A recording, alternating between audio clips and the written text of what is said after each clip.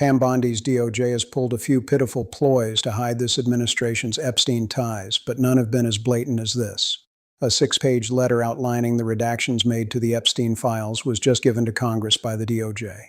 A list of all public servants and politically exposed individuals who are mentioned in the papers that were made public is also concealed inside that letter.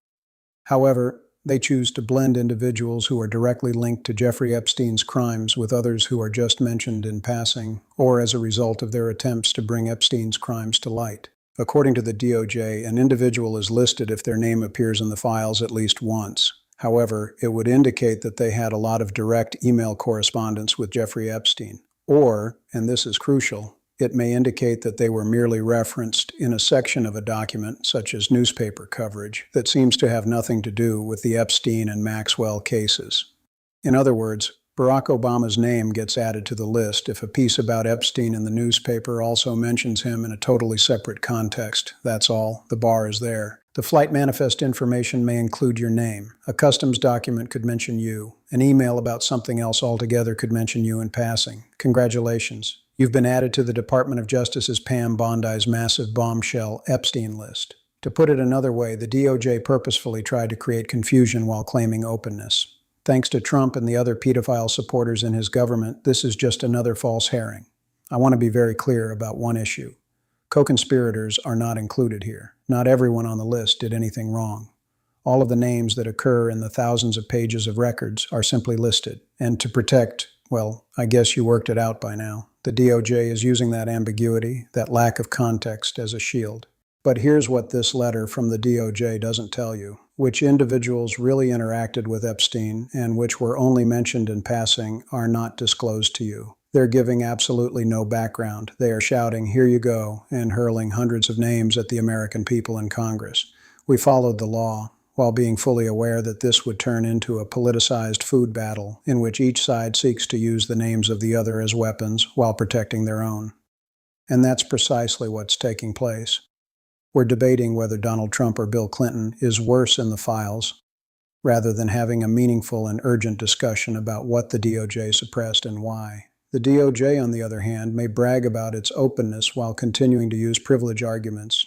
By the way, Pam Bondi just proven it a few days ago, so if you don't believe me, you should. I also found an email that I have right here from Jeffrey Epstein to Ghislaine Maxwell that was unredacted, and it included notes of statements that Donald Trump made about his prior relationship with Jeffrey Epstein. Now, there is no reason for this to be hidden from the American people. There is no privilege, there is no attorney-client privilege, and I see you're checking with your staff, and I can assure you, staff, this is not under attorney-client privilege because it was sent from Jeffrey Epstein to Ghislaine Maxwell. Will you commit to publicly providing the unredacted version of this so that the American people can understand the extent of Donald Trump's lies about his relationship with Jeffrey Epstein? You're about as good of a lawyer today as you were when you tried to impeach President Trump in 2016. Have you apologized for that in 2019? So will you unredact this? Will you were unredact lead this? counsel on that. Privileged. I'm asking you, will you unredact this? Privileged. Privileged, of course. I look forward to discussing this more. Could it be made public by the DOJ? Indeed. Are they going to? Obviously not. The same is true of this list. Could they distinguish between individuals who are mentioned briefly in the files and those who are real co-conspirators? Naturally. Are they going to? They didn't, in fact. That must be our response. Additionally, it's easy to see what Pam Bondi's false claim of privilege is. To conceal material that the American people are entitled to access, the idea of privileged information is being used as a weapon. The deliberative process privilege, which is meant to safeguard internal government conversations and allow officials to freely express themselves, has been extended to include almost all internal communications, including those about the prosecution of influential individuals associated with Jeffrey Epstein. The same applies to work product privilege. Although it is intended to safeguard attorney strategy, it is really being utilized to conceal information regarding non-prosecution agreements and immunity accords. Instead, a procedure meant to uphold the integrity of the law is being exploited to break it. Surprise, surprise. Naturally, the DOJ goes on to say unequivocally that no documents were deleted or withheld due to political sensitivity, humiliation, or damage to one's image, including to public figures, government officials, or foreign dignitaries. Fantastic. Therefore, no one's reputation is being protected. Except, wait, information that coincidentally involves discussions about decisions to charge, not charge, investigate, or fail to probe Epstein or his associates is being protected under privilege. Therefore, they are redacting the precise information that would show if influential individuals receive preferential treatment, even though they aren't formally doing it to preserve reputations. Do you notice the game being played here? The DOJ publishes this list to provide the impression of openness. Look, we're not keeping any names a secret, while concealing all the details that might really provide context for those individuals. The DOJ's concealment of co-conspirators, immunity agreements, non-prosecution agreements, and preferential treatment for the wealthy and influential men involved in this scandal, the very thing that all of these individuals ran on doing during the campaign, in case you forgot, is the true scandal. Meanwhile, they want us to fight over whether Trump or Clinton is on the list, hoping that this turns into the typical D versus R battle. Everybody in politics has a vice that's much worse than alcoholism, is the way that I put it. But we release the list. Seriously, we need to release the Epstein list. That is an important thing.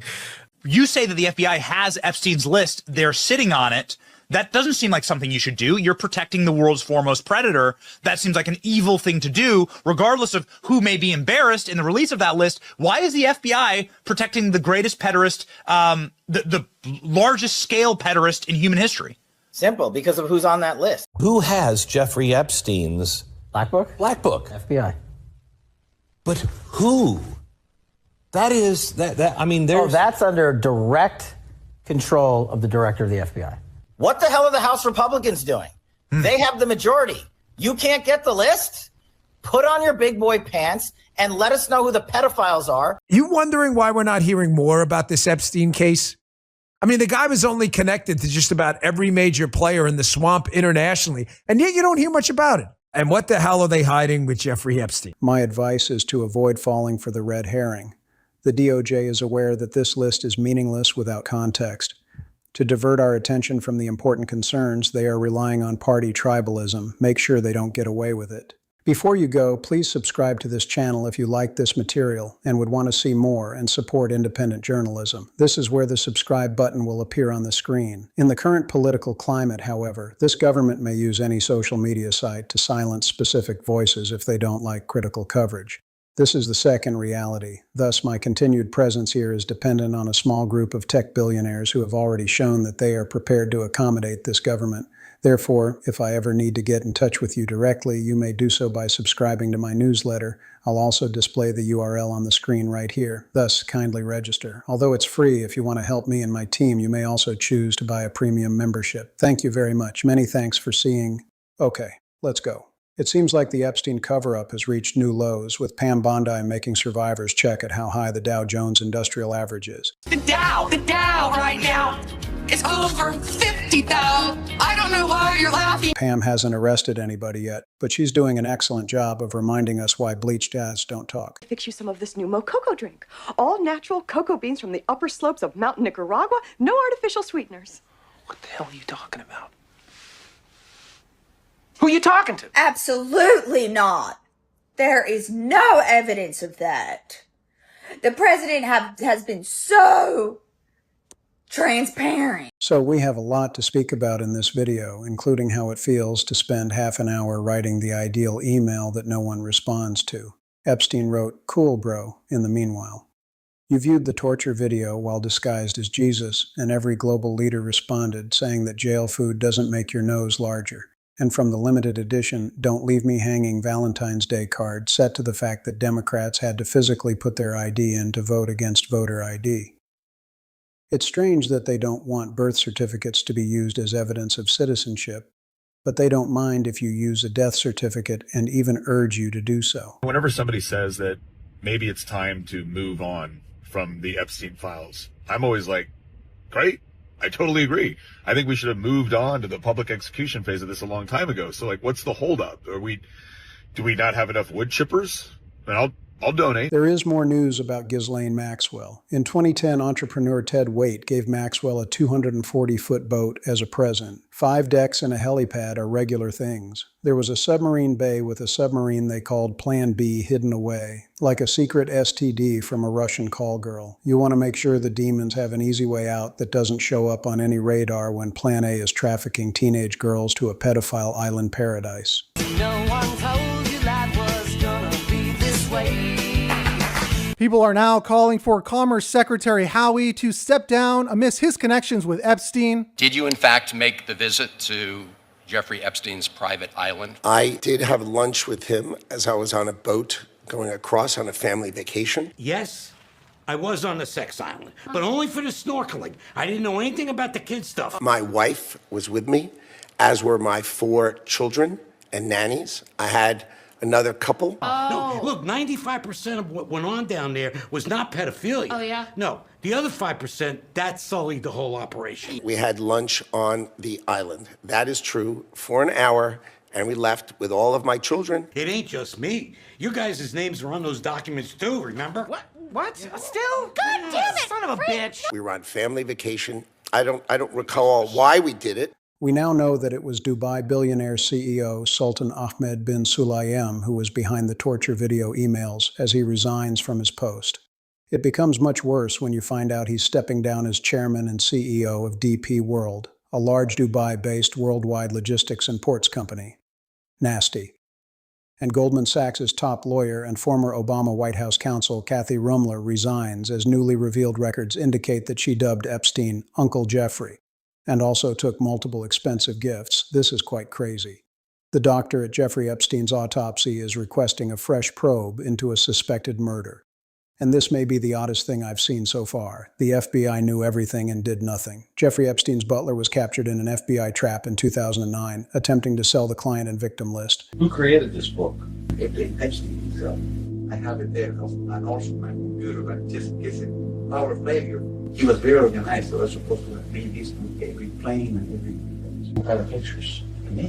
Naked girls from Sweden, from Romania, from Czechoslovakia, from Brazil, from all minors, all young girls? Very young, very young. Like when you say very young, how young are you talking? 17. They're teenagers, they have braces, most of them. Younger than that though? Yeah.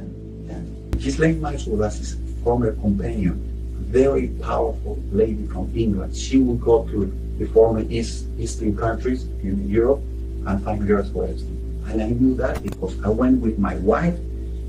They used to have a computer so powerful, they used to have a water radiator to cool the computer because they used to download pictures like that so fast. Girls, she has nice breasts, she has this and that. You saw that stuff? Yeah. On the computer? Yeah. Pictures of the girls?